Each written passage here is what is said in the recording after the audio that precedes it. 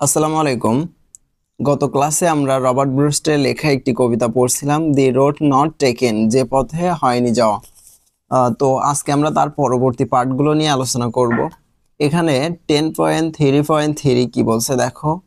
Now read the theme of the poem. কবিতাটির মূল ভাব বা সারমর্মটি এখন দেখো, গিভেন বিলো, নিচে দেওয়া হয়েছে। দেন তারপর do activity that following to check your understanding of the poem.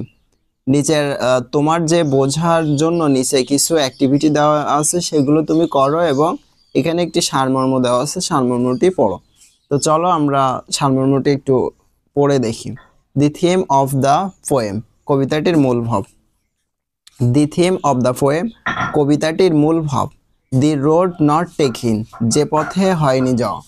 যে পথে হয়নি যাওয়া কবিতাটির মূল ভাব is about the idea of making choice and their impact on someone's life.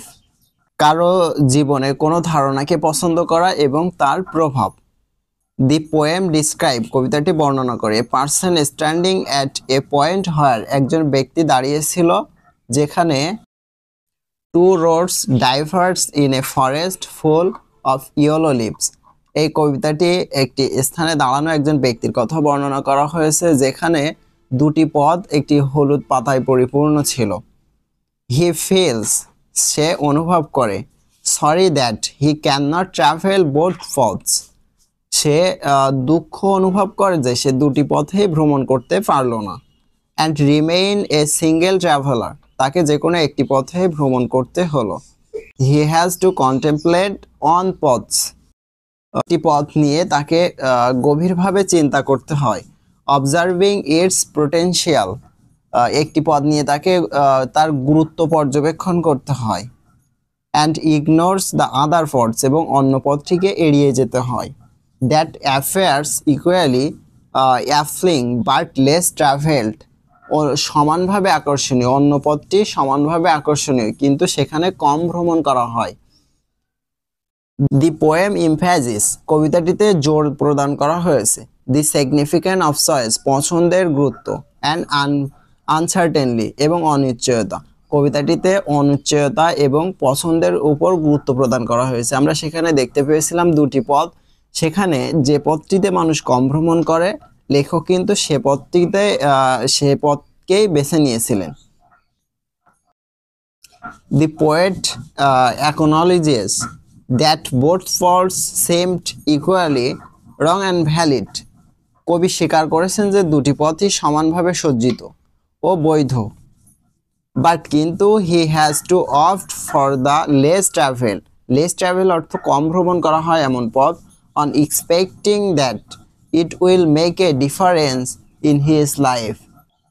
তার আশা ছিল যে এই পথ তার জীবনে একটি ভিন্নতা তৈরি করবে, ডিফারেন্স ইন হিজ লাইফ, তার জীবনে একটি ভিন্নতা নিয়ে আসবে, এজন্য সে অন্য পথটি বেছে নিয়েছিল। দি ফাইনাল স্ট্যানজা ইন্ডিকেটস, চূড়ান্ত যে স্থাপক আছে সেখানে নির্দেশ করেছে দ্যাট যে the poet will reflect on his decision in future, কবির নেওয়া এই সিদ্ধান্তটি ভবিষ্যতে প্রতিফলন ঘটাবে। ইট সাজেস্ট দ্যাট, এটি নির্দেশ করে যে his choice to take less travel পথ, কম ভ্রমণ করা পথটি, তার পছন্দ করা কম ভ্রমণ করা পথটি লাস্টিং ইমপ্যাক্ট, দীর্ঘমেয়াদী একটা প্রভাব ফেলবে অন হিজ লাইফ, তার জীবনে। The theme refers to idea, কবিতাটির মূল ভাবটি এই ধারণা নির্দেশ করে যে of individually and importance of making unconventional, ব্যক্তিসত্তা এবং অপরিচালিত পছন্দকে এখানে কবিতাটির মূল ভাব ধারণ করেছে। অর্থাৎ এখানে কবি সব ব্যক্তি স্বাতন্ত্রতাকে কাজে লাগিয়েছে এবং অপরিচালিত পছন্দ, যেটা যে পথে মানুষ কম যায় সেটাকে সে পছন্দ করেছে। ইট সাজেস্ট, এটা নির্দেশ করে দ্যাট যে taking two road less travelled can lead unique experience, এটি নির্দেশ করে যে কম ভ্রমণ করা পথটি পছন্দ করার একটি অদ্ভুত অভিজ্ঞতা সম্পর্কে। পার্সোনাল গ্রোথ, ব্যক্তিগত উন্নতি। And the shaping one's destiny, এবং ভাগ্য গঠনেও ভূমিকা রাখতে পারে। ফাইনালি, সর্বশেষ, দি পোয়েম ইনকারেজ, কবিতাটি উৎসাহিত করেছে রিডার, পাঠককে, কবিতাটি সর্বশেষ পাঠককে উৎসাহিত করেছে two consider to significance of their choice, তাদের মূল্যবান পছন্দ সম্পর্কে, and to embrace the opportunities to arise from taking paths less commonly followed.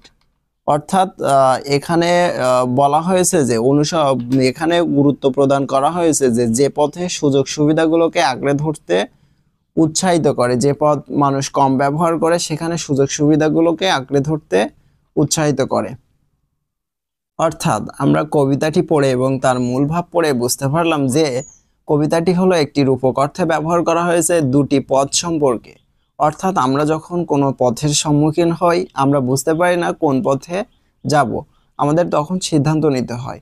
তো এক্ষেত্রে কবি সিদ্ধান্ত নিয়েছেন যে পথে মানুষ কম চলাচল করে, যে পথে হয়নি যাওয়া, সেটিকে কবি সিলেক্ট করেছেন, সেটিকে কবি পছন্দ করেছেন, কারণ তিনি মনে করেন এই পথে তার বাড়তি কিছু সুযোগ সুবিধা পাবে এবং এই পথে যাওয়া তার ভবিষ্যৎ জীবনকে সুন্দর করবে।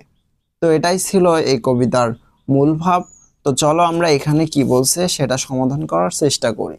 এখানে দেখো এ থেকে শুরু করে এইচ পর্যন্ত কিছু ওয়ার্ড দেওয়া আছে যেগুলো আনকমপ্লিট, অর্থাৎ এগুলো আমাদের কমপ্লিট করতে হবে। চলো আমরা এগুলো কমপ্লিট করার চেষ্টা করি। প্রথমে এ নাম্বার প্রশ্নে বলা হয়েছে দি পোয়েম, কবিতাটি ইজ অ্যাবাউট সম্পর্কে, কবিতাটি কি সম্পর্কে? আমরা পরবর্তী লাইন এভাবে লিখতে পারি, a traveller who fails in the confuse choice between two diverging paths in the forest, অর্থাৎ একজন কবি তিনি ভ্রমণ করতে যায় এবং সেখানে দুটি পথের মধ্যে কোনটাকে বেছে নেবে এখান থেকে তিনি দ্বন্দ্বে পড়ে যান। এবং দেখো বিদাকটা আমরা একটু দেখি, দি পোয়েট, কবি had make a choice between, কবি পছন্দ তৈরি করেছেন, এখানে আমরা পরবর্তী লাইন দিতে পারি টু রোডস, দুটি রাস্তা, and symbolize different parts of life, অর্থাৎ কবি দুটি পথের মধ্যে একটিকে বেছে নিতে হয়েছিল যেটি জীবনের ভিন্ন ভিন্ন প্রতীককে নির্দেশ করা হয়। পরেরটা দেখো, দি ইয়েলো, হলুদ, উডস মিন্স, উডস বনানী, মিন্স বোঝায়, হলুদ বনানী বলতে বোঝায় কি বোঝায়? দ্যাট যে it's autumn when the leaves turned yellow, leaves অর্থ ঝরে পড়ে, টার্নড ইয়েলো অর্থাৎ গাছের পাতা যখন শরৎকালে হলুদ হয়ে ঝরে পড়ে, এই সময়টাকে বোঝানো হয়েছে। এবং ডি নাম্বার প্রশ্নে দেখো, দি poet choose the road which, কবি ওই পথকে বেছে নিয়েছিলেন যে effort less wrong and less travel, যেখানে মানুষ কম চলাচল করে এবং কম ভ্রমণ করে। ই নাম্বার প্রশ্নটা দেখো সবাই, the poet use the road as a metaphor for, কবিতাটিতে ব্যবহার করা two roads as a metaphor, metaphor অর্থ হলো রূপক, অর্থাৎ আমরা এর আগের যে পাঠগুলোতে পড়ে এসেছি রূপক কাকে বলে? রূপক হলো একটি শব্দ দিয়ে যখন অন্য আরেকটিকে বোঝানো হয় তখন তাকে রূপক বলে। এখানে রূপক অর্থে কিন্তু দুটি পদ ব্যবহার করা হয়েছে, এখানে দুটি পদ মানে যে দুটি রাস্তা তা নয়, আমাদের জীবনের বিভিন্ন সিদ্ধান্তের কথা এখানে বলা হয়েছে। তো আমরা এর পরবর্তী লাইনটা এভাবে লিখতে পারি, the parts of life's we take as our choice, অর্থাৎ এখানে রূপক হিসাবে ব্যবহার করা হয়েছে জীবনের পথের জন্য দুটি পথ আমাদের বেছে নিতে হয় জীবনে পছন্দ হিসাবে, এটাকেও এখানে এটা বলতে বোঝানো হয়েছে। এফ নাম্বারটা খেয়াল করো,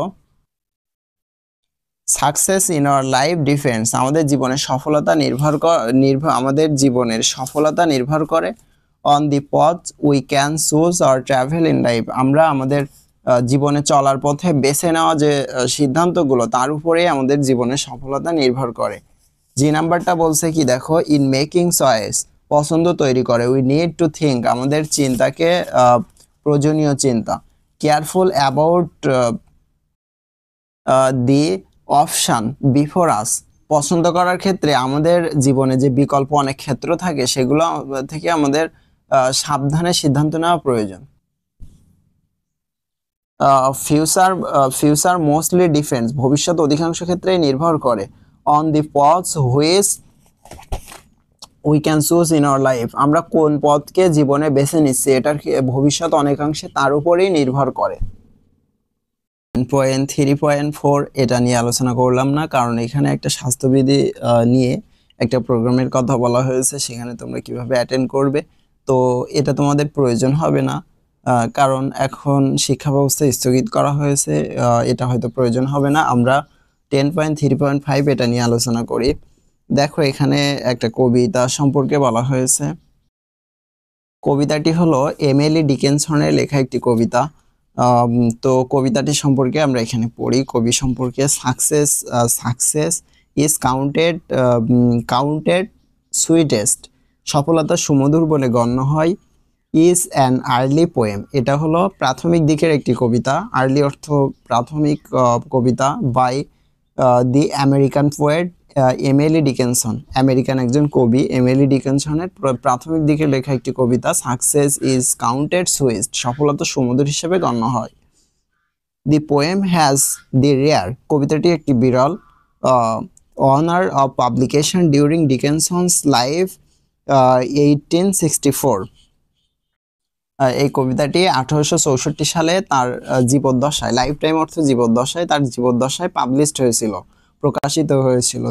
যদিও ইট ওয়াজ পাবলিশড অ্যানাউন্সলি, যদিও এটা বেনামে ছাপা হয়েছিল, of or approximately 1800 poems, only a few are published during his life, তার জীবদ্দশায় তার 1800 কবিতার ভিতরে মাত্র কয়েকটি প্রকাশিত হয়েছিল। সাকসেস ইজ কাউন্টেড সুইটেস্ট, সফলতা সুমধুর বলে গণ্য হয়। বাই এমিলি ডিকিনসন, এমিলি ডিকিনসনের লেখা কবিতা। সাকসেস ইজ কাউন্টেড সুইটেস্ট, সফলতা সুমধুর বলে গণ্য হয়। বাই সোজ হু নেয়ার সাকসেসড, যারা কখনোই সফল হয়নি। টু কম্প্রিহেন্ড এ নেক্টর, করতে অমৃত গ্রহণ। রিকোয়ার্স সোরেস্ট নিড, নিদারুণ চাহিদার প্রয়োজন। Not of all the powerful host, সকল মর্যাদা সৈন্যের একজন নয়। হু টুক দি ফ্ল্যাগ টুডে, আজ যারা পতাকা বহন করছে। ক্যান টেল দি ডেফিনেশন, সংজ্ঞা বলতে পারে। সো ক্লিয়ার অফ ভিক্টোরি, জয়ের ব্যাপারে অতি পরিষ্কার। অ্যাজ হি ডিফাইন্ড ডাইং, যেহেতু পরাজিত সে মৃত। অন হোজ ফরবিডন এয়ার, যার নিষিদ্ধকরণে। The distant strains of triumph, the distance strains of triumphs, বিজয় উল্লাসের প্রসারণ।